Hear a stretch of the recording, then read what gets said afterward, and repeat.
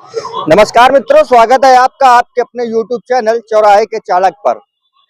आज हम चर्चा करने वाले हैं कानपुर के वे गुटखा कारोबारी लगातार जो है वो कानपुर छोड़ करके पलायन कर रहे हैं। तो इसके पीछे का क्या कारण हो सकता है, आज हम जनता के बीच हैं और जनता से जानने का प्रयास करेंगे कि आखिरकार गुटखा कारोबारी लगातार जो है वो कानपुर छोड़ करके बाहर क्यों जा रहे हैं। अभी तक जो है 4 प्रमुख गुटखा कारोबारी जो है वो कानपुर से शिफ्टिंग कर चुके हैं या करने वाले हैं। तो चलिए जनता के बीच है, हम बातचीत का प्रयास करेंगे और जानने का प्रयास करेंगे। सर, क्या नाम है आपका? मेरा नाम ब्रजेश कुमार पाल है। ब्रजेश जी, ये बताइए कि कानपुर के जो गुटखा कारोबारी हैं वो कानपुर से पलायन कर रहे हैं, इसके पीछे की क्या वजह हो सकती है, क्या लगता है आपको? इसके पीछे की वजह मुझे ये लगता है कि सरकार ने जो इनके ऊपर टैक्स लगा रखे हैं, तो ये टैक्स चोरी करते हैं हमारे इसमें से। और सरकार का जो टैक्स है, सरकार अपने टैक्स से मतलब रखती है, लेकिन जो माल जो होता है तादाद से ज़्यादा जाता है और वो टैक्स की भरपाई नहीं हो पाती है। तो सरकार इस टैक्स चोरी को रोकने के लिए उनके ऊपर सख्ती कर रही है। इस वजह से वो अपने यहाँ से पलायन कर रहे हैं। अच्छा, गुटखा कारोबारियों के लिए जो है वो टैक्स की समस्या एक बड़ा मुद्दा हो सकती है या फिर जो है प्रशासनिक दबाव भी एक बड़ा मुद्दा हो सकता है?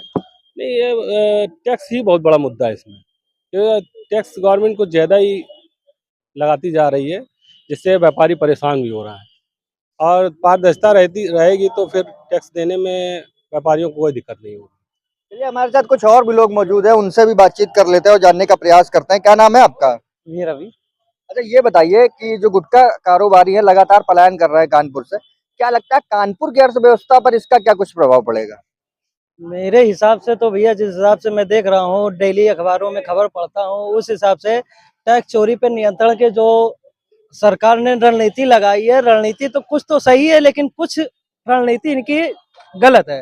वो इस हिसाब से गलत है, जैसे कि मान लीजिए अभी हम जैसे कि कुछ पेपरों में पढ़ रहे हैं कि उस पेपर में आ रहा है भैया 24-24 घंटे किसी फैक्ट्री के बाहर गाड़ियां खड़ी कर दी जा रही हैं, सचल दल की या जीएसटी की जो भी है। तो इस चीज को लेकर के मान लीजिए जिस चीज पे आपको रोक लगानी है आप उस चीज पे रोक लगाइए, लेकिन उस माहौल के अलावा और भी लोगों पे उसका प्रभाव पड़ रहा है। अब किसी कारोबार को लेकर के चालू करने के लिए जैसे 50 लोग लगते हैं, 50 लोगों से उस कारोबार पे उस 50 लोगों को फर्क पड़ रहा है। उसको फर्क ये पड़ रहा है कि अब किसी चीज भी अभी मान लीजिए कोई भी व्यक्ति का कोई विवाद होता है, अगर उसके घर पुलिस आती है तो वो जो माहौल होता है वो माहौल अगल बगल पूरा क्या हो गया ऐसा आदमी के अंदर भयभीत है। जो कि इससे पहले कि राजकर की तरफ से जो भी नियम है, इतने सारे अधिकारी है जो हमने सुने हैं, कोई सीटीओ होते हैं, एसी होते हैं, जेसी होते हैं, जॉइंट कमिश्नर होते हैं, ग्रेड होते हैं, ग्रेड टू, कि इनकी सख्ती के बावजूद भी, कि इतने अधिकारी होने के बावजूद भी ये जो टैक्स चोरी हो रही है क्यों हो रही है।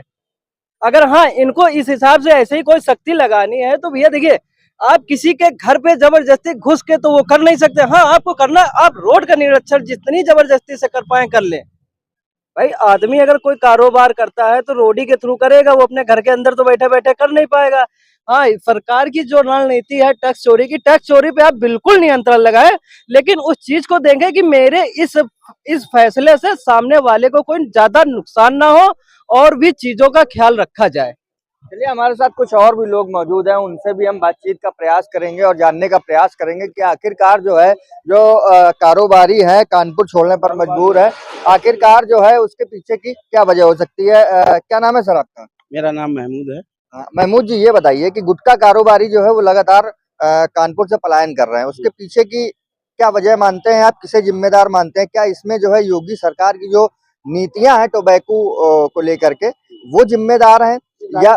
जाहिर सी बात है कि सरकार की तरफ से ही किसी तरह का कोई मामला है जिसकी वजह से वो बेचारे मजबूर होकर के, कौन कारोबार अपनी जगह छोड़ करके जाना चाहेगा। सरकार की तरफ से दिक्कतें हो रही हैं उनको, जैसा कि मैंने सुना, जैसा कि मेरे नॉलेज में है, समझे। तो इससे तो यही लग रहा है कि ये सरकार की थोड़ी सी कमी है, जो ऐसे लोगों के साथ में हमारी यहाँ की फंडिंग यूपी की रुक जाएगी जब बाहर चले जाएंगे।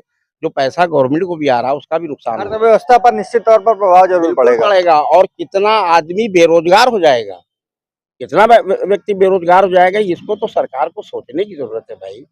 अच्छा, क्या कुछ जो है सरकार की तरफ से या प्रशासन की तरफ से क्या कुछ ऐसा करना चाहिए कि जो व्यापारी जो है वो पुनः जो है कानपुर वापस आए? और कारोबार करें। भाई उनको जो उनकी सहूलियतें हैं उनको प्रदान करें, समझे? बाकी और वो क्या चाहते हैं, आखिर क्यों भाग रहे हैं, जिस लिए भाग रहे हैं उनकी बात को सरकार के एक लोगों को जो अच्छे लोग हैं उनको बैठाल करके उनकी बातों को सुनना चाहिए, उनकी परेशानी को सुनना चाहिए और उसको सरकार को देखना चाहिए।